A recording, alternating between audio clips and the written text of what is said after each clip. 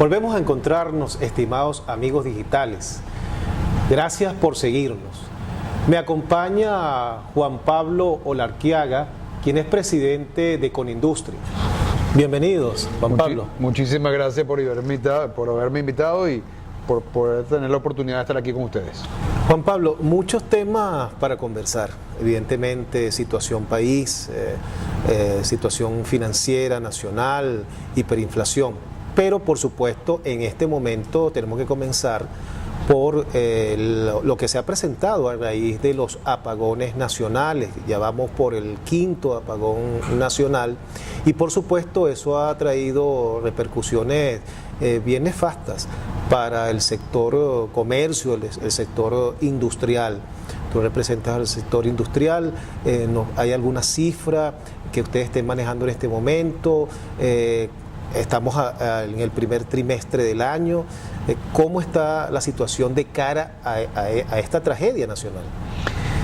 Mira, yo te podría decir de que el hecho de que hayan ocurrido estos apagones eléctricos es terriblemente lamentable para Venezuela, es terriblemente lamentable para la economía venezolana, terriblemente lamentable para la sociedad en su conjunto. No obstante, el impacto que ha tenido en términos de producción ha sido relativamente bajo porque ya el deterioro en términos de producción del país es muy alto y el empobrecimiento por parte de los consumidores es muy, muy grande. Y los consumidores no alcanzan a consumir lo que las empresas producen. Una empresa del sector agroalimentario trabaja una fracción de su tiempo por falta de materias primas. Una empresa del sector químico trabaja una fracción de su tiempo por falta de tener consumidores. Una fábrica de pinturas, el sector pinturas, por ejemplo, no alcanza a vender todas las pinturas que produce porque los consumidores no tienen los fondos suficientes, los ingresos suficientes como para pagar las pinturas. Pero lo mismo sucede con revistas del sector de artes gráficas, ¿verdad? Lo mismo sucede con repuestos del sector de autopartes. Lo mismo sucede con cajas del sector de pulpa y papel que sirven de embalaje para tantos otros productos que no encuentran en la Venezuela de hoy mercado suficiente como para el tamaño de las compañías que hay en Venezuela. Venezuela se ha venido encogiendo de una manera muy, muy dramática. Pasó de ser una economía cercana a los 300.000 millones de dólares. Eso es una cantidad pues relevante en Latinoamérica.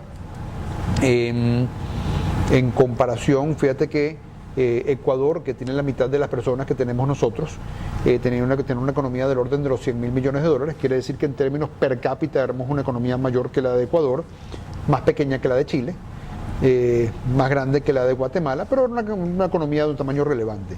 Éramos 300.000 millones de dólares, pasamos a ser una economía que si tú puedes anualizar las transacciones que se han celebrado entre febrero y marzo de este año, debemos ser una economía cercana a los 70.000 millones de dólares.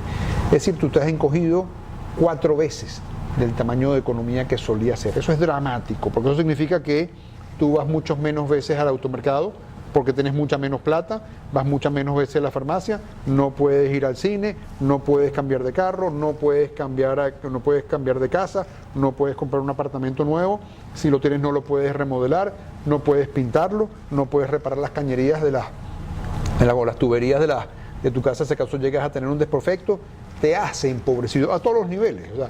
Desde la persona más rica que haya en Venezuela hasta la persona más pobre, todos somos más pobres, ¿verdad?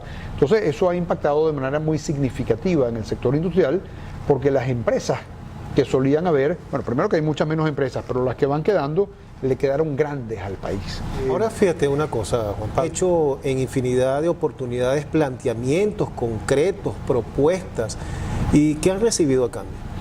Bueno, ahí yo te lo tendría que dividir en 2 tiempos, ¿no?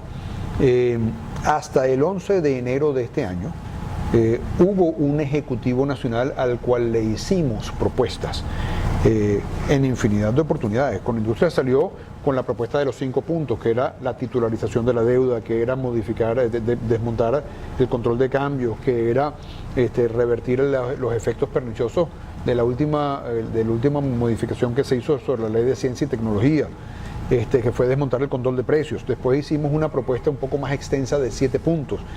pasamos todo un proyecto muy importante de reindustrialización del país que se llama Hacia una Venezuela industrializada, la ruta, donde está dividido en 14 capítulos todo el tema macroeconómico, todo el tema laboral, todo el tema fiscal, todo el tema de tecnología, todo el tema de la cuantificación de los activos industriales que hay en este momento, todo el tema de clústeres y cadenas industriales. Entonces, por falta de propuestas, el Ejecutivo Nacional no ha estado. Econoindustria participó en lo que se llamó en el año 2016 el Consejo de Economía Productiva. Dijimos todo lo que había que hacer y ningún cambio se hizo, ¿verdad? Todos los cambios que se vienen haciendo parten, yo te diría que desde dos aspectos que son muy negativos ambos. El primero es la ideologización que ha habido en Venezuela desde que asumió el señor Chávez la jefatura de gobierno, pero que se ha acentuado con el señor Maduro, o que se acentuó con el señor Maduro, que es la estatización, el que el Estado debe ser el que todo lo controla. No hay un precio que el Estado no diga, no hay un insumo que el Estado no intermedie en su compra. Y eso va acabando con el mercado, y el mercado pues es lo que te va permitiendo, digamos, que el mayor número de personas tengan acceso al mayor número de bienes al mejor precio posible, ¿verdad? Entonces, ese proceso de ideologización, muy malo, pero es lo que ha estado fundamentando la toma de políticas públicas, ¿no? Por cierto que es contrario a la propia Constitución. Absolutamente. Pues porque la Constitución garantiza la libertad de comercio, la libertad industrial, la libertad de la industria privada. Y dice que el Estado, junto con el sector privado, llevarán a cabo las actividades necesarias para surtir de bienes a la población, ¿verdad? Pero el primero es la ideologización. Y el segundo es, y yo creo que es más fuerte aún, es la incompetencia. Los niveles de incompetencia en la selección de cargos clave en el Ejecutivo Nacional, es decir, poner ministros que nada entienden sobre el tema sobre el cual tienen que administrar, yo creo que ha sido nefasto. Desde el Banco Central, pasando por el Ministerio de Finanzas, pasando por el Ministerio de Industrias y Comercio, y por los sucesivos cargos que se han llamado superintendente, digamos, de la economía o ministro clave de la economía, hemos corrido con una suerte de sucesión de incompetentes unos tras otros que no tienen las experticias, que no tienen los conocimientos, pero que también tienen los oídos cerrados a escuchar lo que el sector privado va diciendo. El resultado es lo que estamos viviendo en este momento, ¿verdad? Yo te diría que el Ejecutivo Nacional hasta el 11 de enero tuvo los oídos cerrados.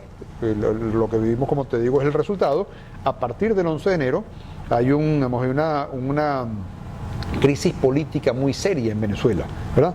Y el gobierno que todos reconocemos en este momento, o por lo menos que el sector privado reconoce, es el gobierno encabezado por la Asamblea Nacional como único ente legítimo.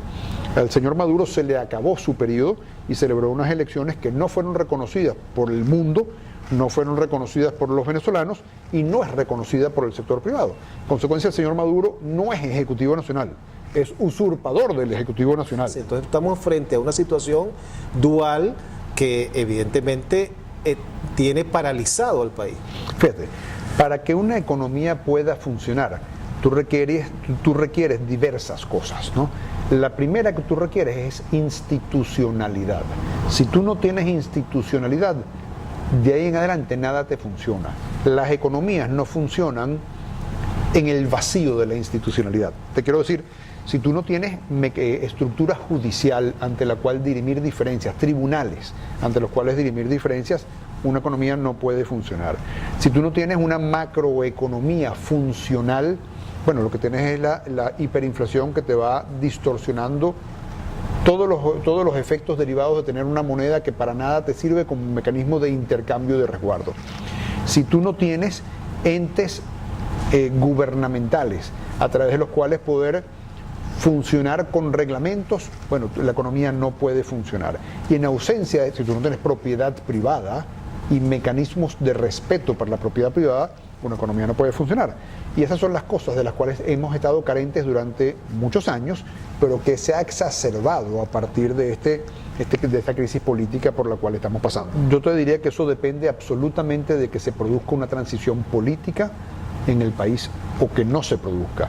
Si, tal cual como tú me dices, el señor Maduro no es legítimo, pero ahí está, y él sigue en su posición de poder, no en posición de gobernabilidad, sino en posición de poder. Bueno, continuaremos con un proceso de deterioro, de hiperinflación, de contracción, de destrucción de servicios públicos conforme a lo que vivimos hoy. Y ahí tú me dices, bueno, ¿cuánto más? Bueno, puede ser mucho más. Los países tienen una capacidad infinita de irse destruyendo y Venezuela todavía es un país que le queda mucho por destruirse, ¿verdad?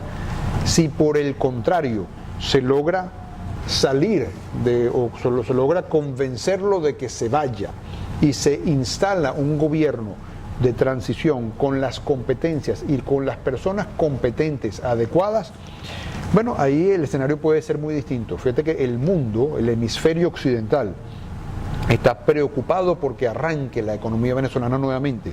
Ahí se ha hablado con el Fondo Monetario Internacional y se tienen unos planes de reconstrucción muy fuertes y financiamiento para esos planes, todos basados sobre el famoso Plan País.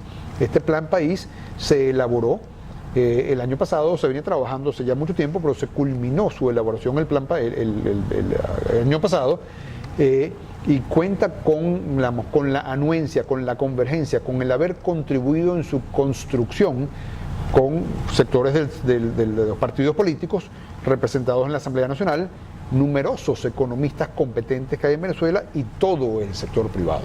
Si ese Plan País se instrumenta y se instrumenta con el financiamiento que viene no solamente del Fondo Monetario, sino de instituciones multilaterales como el Banco Interamericano de Desarrollo, el Banco Mundial y la Corporación Andina de Fomento, ahí podemos tener un proceso de arranque fuerte de la economía venezolana, de equilibrar, digamos, las distorsiones macroeconómicas en términos de que podemos terminar con la hiperinflación, podemos pasar a niveles de inflación baja en relativamente poco tiempo, podemos recuperar niveles de producción, podemos empezar a generar nuevamente nuevos puestos de trabajo, a crear puestos de trabajo y a partir de ahí recuperar la estabilidad de los ingresos como para que salgamos de los niveles de pobreza que estamos viviendo en este momento y empecemos a transitar hacia progresivamente crecientes niveles de ingresos, con lo cual el engranaje de la economía comienza a funcionar nuevamente. Así que dependiendo de cómo se resuelva la crisis política y cuán pronto se resuelva la crisis política, podemos tener dos escenarios muy, muy distintos de país. Muchas gracias, Juan Pablo. Muchas gracias por haber invitado. Amigos, volveremos a encontrarnos. Gracias por seguirnos.